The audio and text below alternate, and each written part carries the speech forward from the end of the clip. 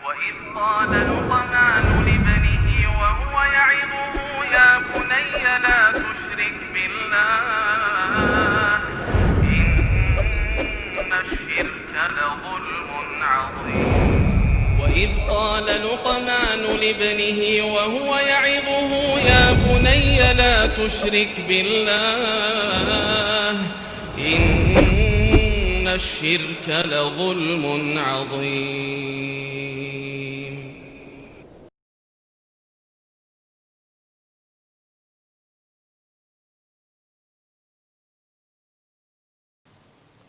Assalamualaikum warahmatullahi wabarakatuh.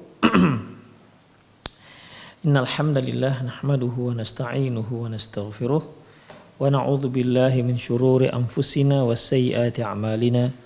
Man yahdihillahu fahuwal muhtadi wa may yudlil falan tajida lahu waliyyan mursyida.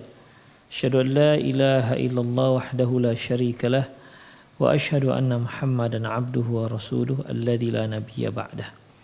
Wa qala Allah subhanahu wa ta'ala ya ayyuhalladzina amanu taqullaha haqqa tuqatih wa la tamutunna illa wa antum muslimun. Ya ayyuhalladzina amanu taqullaha wa qulu qawlan sadida yuslih lakum a'malakum wa yaghfir lakum dhunubakum wa may yuti'illaha wa rasulahu faqad faza fawzan 'azima. Ya ayyuhan nasu taqu rabbakumul ladzi khalaqakum min nafsin wahidah wa khalaqa minha zawjaha wa batha minhuma rijalan katsiran wa nisaa'a wattaqullaha alladzi tasaaluna bihi wal arham innallaha kana 'alaikum raqiba. Amma ba'du, nastaqal hadithi kitabullah wa khairal hadi hadi Muhammad sallallahu alaihi wasallam wa syarrul umur muhdatsatuha wa kullu muhdatsatin bid'ah wa kullu bid'atin dhalalah wa kullu dhalalatin finnar. Hal yujad irtibatu baina ma'nal ismi wa musammah. Apakah ada hubungan erat antara arti nama dengan orang yang memiliki nama? Nama, setiap nama itu kan ada artinya, seperti nama Muhammad. Muhammad itu artinya seorang yang memiliki sifat yang terpuji. Terus apakah nama ini ada kaitannya dengan si pemilik nama? Demikian. Kalau Muhammad itu adalah seorang yang terpuji, lantas apakah orang ini juga yang memiliki nama juga terpuji? Apakah ada hubungannya? Itu pertanyaannya. La syakka anna irtibata ma'nal ismi bi musamma amrun tadullu alaihi nusus asy-syar'i. Tidak diragukan lagi bahwasanya antara nama dan yang pemilik nama itu memiliki hubungan yang sangat erat, keterkaitan yang sangat erat yang disebutkan dalam nas-nas syariat. Wa aqwalul ma'thurah, dan hadis-hadis Rasulullah sallallahu alaihi wasallam. Wa min dzalika qaulu sallallahu alaihi wasallam, di antaranya sabda Rasulullah sallallahu alaihi wasallam, aslam salamahullah. Ada nama seorang sahabat Aslam, namanya Aslam. Apa kata Rasulullah? Salamahullah, semoga Allah memberi dia keselamatan. Ghafar, ada lagi nama Ghafar, kan ada nama anak Ghafar ya.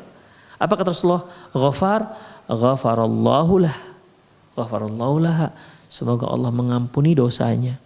Ghafar itu ampunan. Ada lagi namanya Asiyah, ada perempuan yang bernama Asiyah. Asatillah wa rasulah, sungguh dia telah durhaka kepada Allah dan Rasulnya. Coba perhatikan ikhwafiddin.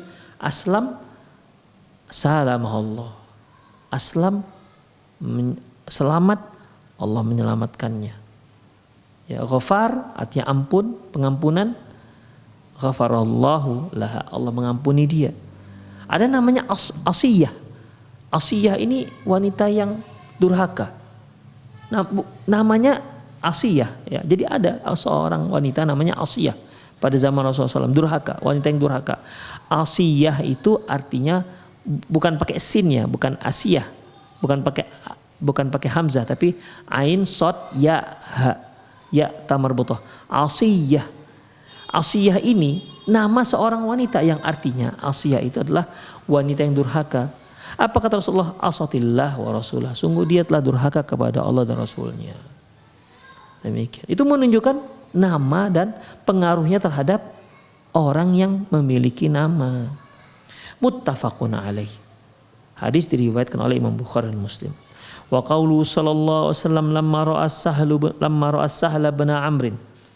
Demikian juga sabda Rasulullah sallallahu alaihi wasallam ketika melihat seorang sahabat yang bernama Sahla ibn Amr, Sahal bin Amr, muqbilan yaumas sulhil Hudaybiyah.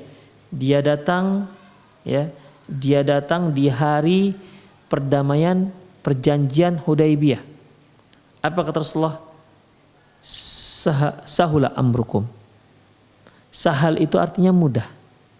Ya. Sahal itu artinya mudah. Sahal bin Amr. Sahal bin Amr. Dialah sebagai utusan orang Quraisy pada waktu itu datang sebagai utusan orang Quraisy untuk berdamai dengan Rasulullah sallallahu alaihi wasallam. Yang datang Sahal. Apa kata Rasulullah? Sahula amrukum. Yang datang ini kan Sahal nih, ya. Rasulullah katakan sahula amrukum. Urusan kalian sepertinya urusan kalian mudah. Begitu. Karena Sahal itu artinya mudah. Jadi ada kaitannya ikhwah, ya, antara nama dengan yang pemilik nama. Rawahul Bukhari. Hadis diriwayatkan oleh Imam Bukhari. Baik. Wa kana ya'khudhul ma'ani min asma'iha fil manami wa yaqdhah wal yaqdhah. Dan terkadang beliau mengambil makna daripada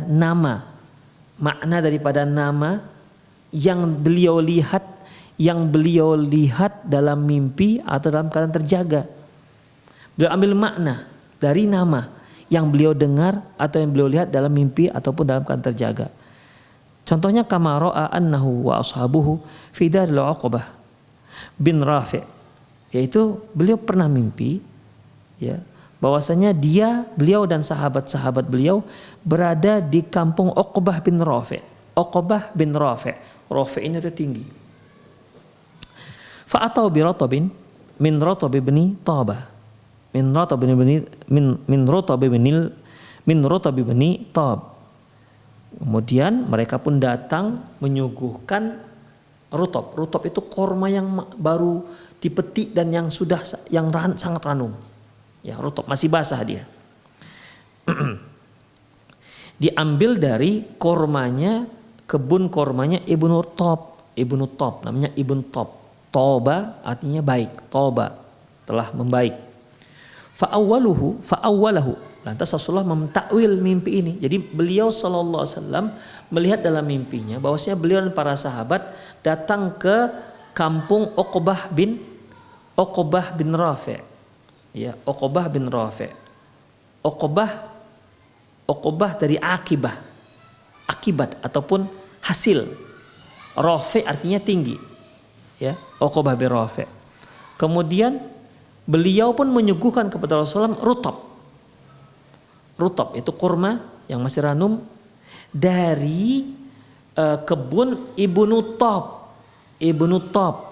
Toba artinya telah membaik, telah ranum, telah matang dari kebun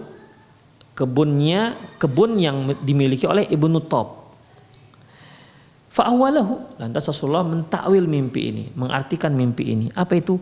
Bi anna lahum rifa'ah fid dunya. Bahwasanya untuk mereka bahwasanya mereka akan mendapatkan rifa'ah fid dunya, artinya terangkat derajat mereka di dunia, karena kan dari namanya apa tadi? Uqbah bin Rafi'. Diambil dari Rafi'nya bahwasanya mereka akan terangkat derajatnya di dunia. Kemudian wala akibah Uqbah bin Rafi', ingat nama kampungnya kampung keturunan kampung Uqbah bin Rafi'. Jadi di situ terdapat anak keturunan Uqbah bin Rafi'. Makanya dikatakan kampung Uqbah bin Rafi'. Karena orang Arab terdahulu biasa mereka berkelompok sesuai dengan kerabatnya. Jadi kalau Uqbah bin Rafi' tadinya dialah awal yang di situ. Kemudian dia punya anak, nikah anaknya, tinggal di sampingnya atau kirinya. Ya, anak orang Arab kan lu banyak-banyak ya. cucunya juga di situ. Akhirnya dikatakanlah itu kampung Uqbah bin Rafi', yaitu kakeknya. Demikian. Uqbah bin Rafi'. Rasulullah mentakwil bahwasanya dari Rafi'nya, Uqbah bin Rafi', dari Rafi'nya Allah akan mengangkat derajat kalian di dunia. Dan wal aqibatu fil akhirah, dan pahala dari Uqbah kan, wal aqibah, Uqbah akibah. Wa aqibatu fil akhirah, dan memberikan pahala yang besar di akhirat. Kemudian wa anna ad-din alladhi qad ikhtarahu Allah lahum qad artab wa tab.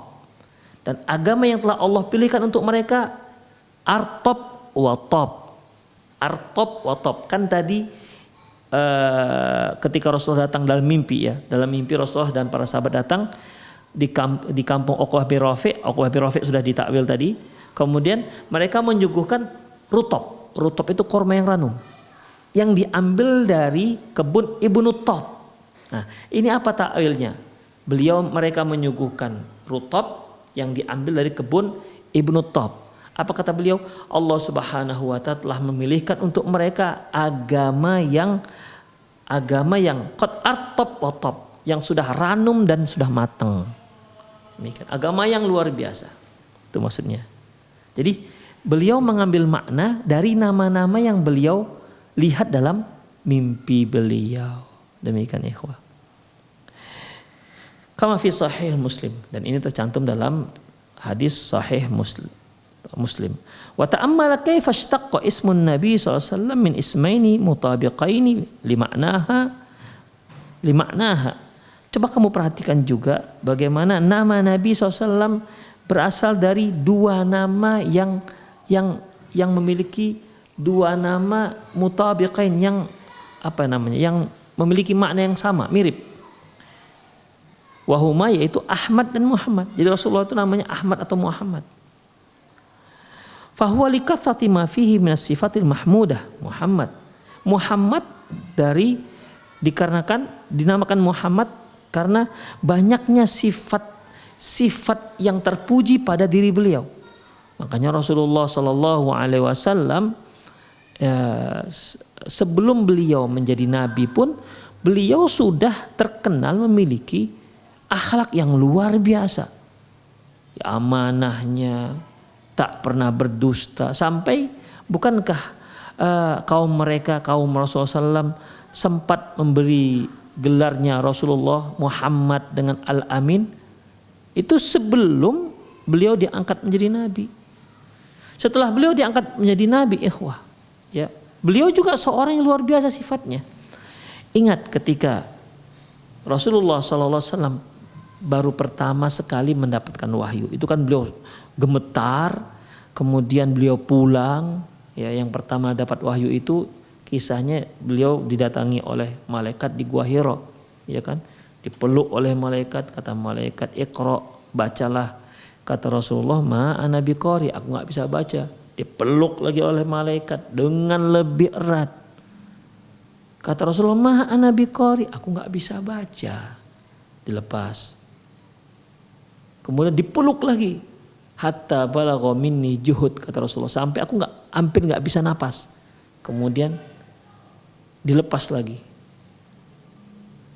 Apa kata malaikat? Iqra, baca. Ma'ana biqari, aku enggak tahu apa yang bisa aku baca, aku enggak bisa baca.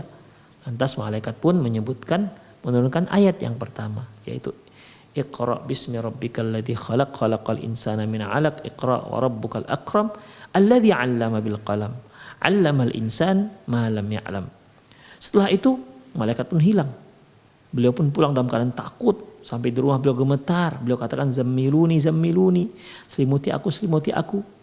Kemudian Khadijah radhiyallahu anha menyelimuti Rasulullah sallallahu alaihi wasallam. Setelah beliau tenang, Rasulullah menceritakan, ya, sehingga menceritakan kisah beliau, takut beliau terhadap diri beliau sendiri. Jangan-jangan terjadi hal-hal yang membahayakan, berbahaya untuk diri beliau. Apa kata Khadijah? Wallahi la yukhzikallah, demi Allah engkau tidak akan dihinakan oleh Allah. Innaka latukrid dhaif, engkau adalah seorang yang memuliakan tamu. Wa taksibul makdum, engkau adalah orang yang menolong orang yang berketiadaan, dan disebutkan sifat-sifat mulia. Jadi sebelumnya Rasulullah memang sudah memiliki sifat yang mulia. Makanya sangat pantas beliau punya nama Muhammad. Kenapa? Beliau memiliki sifat-sifat yang luar biasa mulianya. Ketika beliau diangkat menjadi nabi, lebih semakin mulia, ikhwah. Ya. Sampai Allah mengatakan wa innaka la'ala khuluqin 'azim, sungguhnya engkau berada di atas akhlak yang agung. Itu Muhammad. Wa li syarafiha wa fadliha ala sifatin ghairihi Ahmad. Kemudian kata-kata Ahmad ini maknanya dia memiliki keistimewaan, kehormatan ya atas sifat-sifat yang lainnya. Fartabatul ismu bil musamma, irtibatur ruh wal jasad. Dengan demikian erat sekali kaitan nama Muhammad dengan yang memiliki nama Muhammad. Demikian ya, baik roh dan jasadnya. Itulah ikhwah hubungan antara nama dan si pemilik nama. Jadi jangan anggap remeh dengan yang namanya nama. Jadi jangan kita katakan apalah arti sebuah nama. Lah, enggak begitu Islam, ya. Nama dalam Islam sangat penting, ikhwah. Nama dalam Islam sangat penting. Jangan sampai kita katakan apalah arti sebuah nama. Besar artinya terhadap orang yang kita berikan nama. Ya. Besar sekali, ikhwah, hubungannya. Wa kadzalika taqniyatuhu sallallahu alaihi wasallam li Abil Hakam bil Hisham bi Abil Jahal.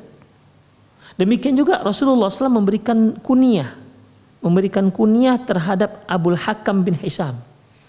Abul Hakam bin Hisham. Apa kunyah yang Rasulullah berikan kepada dia? Yaitu Abu Jahal. Jadi Abu Jahal itu namanya Abul Hakam bin Hisham. Ya, Rasulullah berikan nama dia kunyah dengan nama Abu Jahal. Mutabiqun li wasfati wa ma'nahu wa huwa ahqu al khalq bi hadza kunyah. Dan cocok antara kunyah yang Rasulullah berikan dengan orangnya. Ya, dengan orangnya cocok sekali. Kita lihat bagaimana tingkah pola pongahnya Abu Jahal bersama Rasulullah sallallahu alaihi wasallam. Orang-orang memanggil Muhammad, ya, Rasulullah Muhammad, dia katakan bukan Muhammad, mudzammam dia bilang. Ya. Kebalikan daripada nama Muhammad. Muhammad dia panggil dengan mudzammam. Jadi ikhwah rahimani Allah wa iyyakum, Rasulullah beri dia kunyah Abu Jahal, pas sekali dengan tingkahnya, dengan polanya. Dan dialah orang yang paling berhak, yang paling cocok dari seluruh makhluk dengan kunyah itu, yaitu Abu Jahal. Ya. Sampai sekarang setiap orang mendengar kata Abu Jahal pasti terbentuklah satu pemikiran, image, gambaran, ini orang pongahnya luar biasa, ini orang jahilnya luar biasa. Sampai Rasulullah memberi dia kunyah Abu Jahal. Wa kadzalika taqniyatullah azza wa jalla li Abdul Uzza. Demikian juga kunyah yang diberikan, julukan yang Allah berikan kepada Abdul Uzza dengan kunyah Abu Lahab. Lahab itu ikhwah lidah api. Abu Lahab, ayahnya lidah api. Lima kana masiruhu ilan nar dzatal lahab, karena dia nanti akan dimasukkan ke dalam neraka jahanam yang ada lidah apinya. Kanat hadhihi kunyah alyaqu bihi wa aufa wa huwa biha haqqu wa akhlaq. Sungguh kunyah ini, kunyah untuk Abdul Uzza ini dengan kunyah Abu Lahab itu kunyah yang paling cocok dan paling pantas untuk dia. Cocok dengan akhlak dia. Demikian ikhwah rahimani Allah wa iyyakum. Abu Lahab inilah orang yang sangat benci dengan Rasulullah sallallahu alaihi wasallam, padahal dia adalah paman Rasulullah sallallahu alaihi wasallam, paman seayah ya. Paman seayah. Rasulullah sallallahu alaihi wasallam memiliki paman, banyak paman beliau. Di antaranya ada paman yang seayah dan seibu, paman kandung. Dia adalah Abu Thalib. Ya, dia adalah Abu Thalib. Ada yang seayah, lain ibu. Jadi antara ayahnya Rasulullah Abdullah dengan Abu Lahab satu ayah tapi lain ibu. Dia adalah Abu Lahab. Itu dia, lain ibu, paman Rasulullah sallallahu alaihi wasallam. Dialah yang berupaya untuk memalingkan orang-orang agar menyuruh orang-orang, menghasut orang-orang agar menjauh dari Rasulullah SAW. Apa katanya? Aku aja paman dia nggak beriman, masa kalian mau beriman? Itulah kira-kira. Ya, itulah hasutan si Abu Jahal. Makanya Abu Lahab ya. Itulah hasutan si Abu Lahab. Makanya Allah katakan ini Abu Lahab. Karena di akhirat nanti dia pasti akan masuk ke dalam neraka Jahanam yang ada lahabnya. Itu disebutkan dalam surah Al-Masad. Kemudian ikhwah rahimani Allah wa iyyakum. Wa qala Ibnu Qayyim fi Zad. Ibnu Qayyim mengatakan dalam kitab Zadul Ma'ad, ya, dalam kitab Zadul Ma'ad, wa qala fi Tuhfah, beliau juga berkata dalam kitab Tuhfah, wa man ta'ammala sunnata wajada ma'ani fil asma'i murtabitatun biha hatta ka'anna ma'aniha ma'khudatun minha wa ka'anna al-asma' mushtaqatun min ma'aniha.